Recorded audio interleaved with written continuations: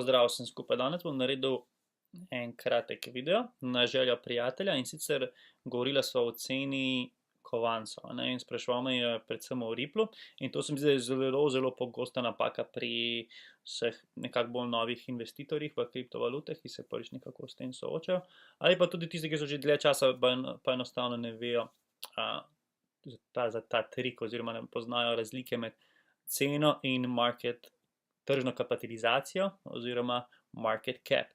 Se pravi, o čem sva se pogovarjala je, da recimo njegovo mnenje je bilo, ok, Ripple je samo $1, jaz gledam samo za kovance, ki so pod $1, oziroma ki so okrog $1.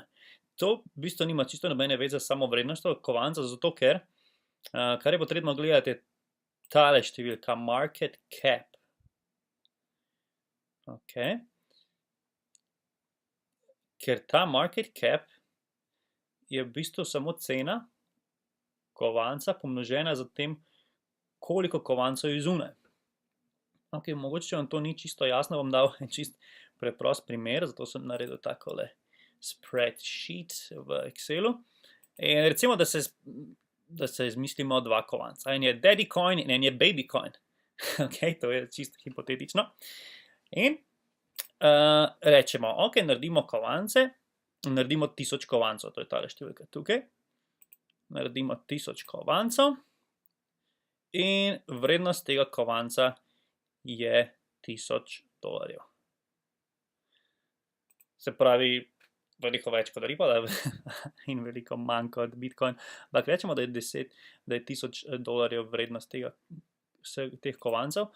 Tržna kapitalizacija je v bistvu samo vrednost vsakega kovanca posebej pomnoženo z koliko kovancev je. Se pravi, tokrat to in dobimo 1 milijon. In enako recimo pri babycoinu, recimo babycoin,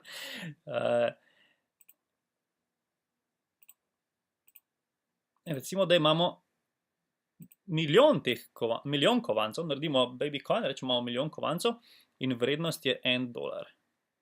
Še vedno je tržna kapitalizacija enaka. Tako tudi, če hočemo povečati, se pravi, vrednost,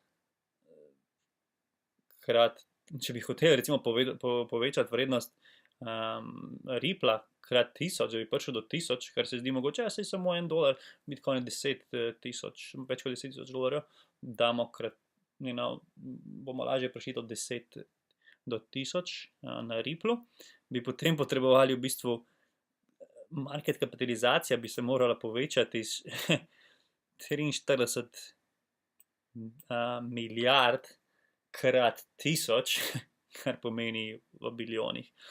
Ogromne številke. Tako da ja, potrebno je gledati. To tudi, če pogledamo, se pravi, pogledamo recimo Bitcoin in damo v isto tabelo noter. Bitcoin, tele številke se vedno spreminjajo, to sem pregled naredil, tako da bom ponovil tale izračun. Gledamo volume, število kovancev, 4 na 2 se je že povečal, ker sem jaz delal tole tabelo, se pravi, dajmo tole notri. To je število, kot vemo, jih bo maksimalno 21 milijonov. In cena kovanca, tukaj,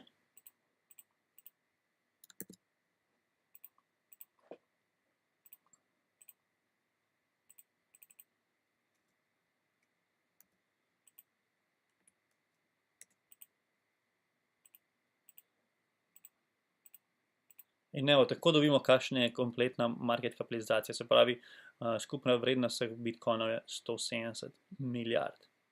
In če si recimo, če pogledamo še Ripple, seveda je Ripple vreden toliko manj, zato ker je Ripple tako veliko zunaj, Bitcoin je samo 16 milijonov, Ripple je 38 milijard, zato je pač vrednost tako nižja.